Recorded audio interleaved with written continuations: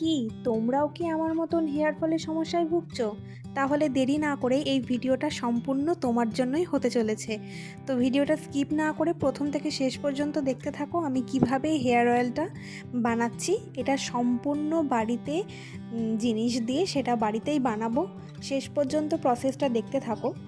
প্রথমে বলে দিই, যাদের প্রচণ্ড হেয়ার ফল হয়, চুলের ড্যান্ড্রফ আছে, তারপরে ধরো এক জায়গা থেকে ফাঁকা হয়ে গেছে, তাদের জন্য এই ভিডিওটা ভীষণ গুরুত্বপূর্ণ।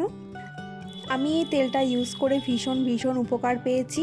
কি বলবো, তোমরা যারা এখনও পর্যন্ত ইউজ করোনি এই তেলটা, এইভাবে ইউজ করে দেখো, আমি গ্যারেন্টি দিচ্ছি তোমাদের হেয়ার ফল কমবেই কমবে।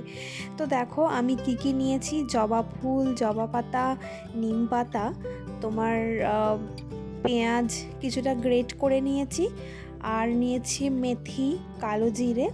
তো সব কিছুকে আমি একসাথে মিক্সিতে ব্লেন্ড করে নিয়েছিলাম, আর তারপরে এরকম দুটো কন্টেনারে তেল আমি কড়াইয়ে দিয়ে তো 10 থেকে 15 মিনিট আমি এটাকে ফুটিয়ে নিয়েছি। তো আস্তে অল্প আছে, তোমাদের এটাকে জাল দিতে হবে। ভীষণ ভালো তোমরা রেজাল্ট পাবে। দেখো আমি কিছুটা আদা আর কিছুটা আমলকিও নিয়েছিলাম, আর ধূপ ঘাসও নিয়েছিলাম কিছুটা।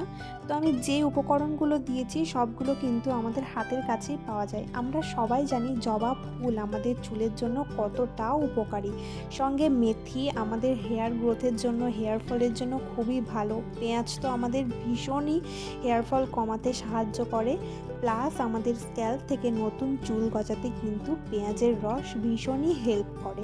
তো আমি যে ইনগ্রিডিয়েন্টসগুলো দিয়েছি তোমরা কিন্তু সবগুলো দেবে, সাথে যেভাবে বলেছি এইভাবে করবে, অবশ্যই কিন্তু তোমরা রেজাল্ট পাবে।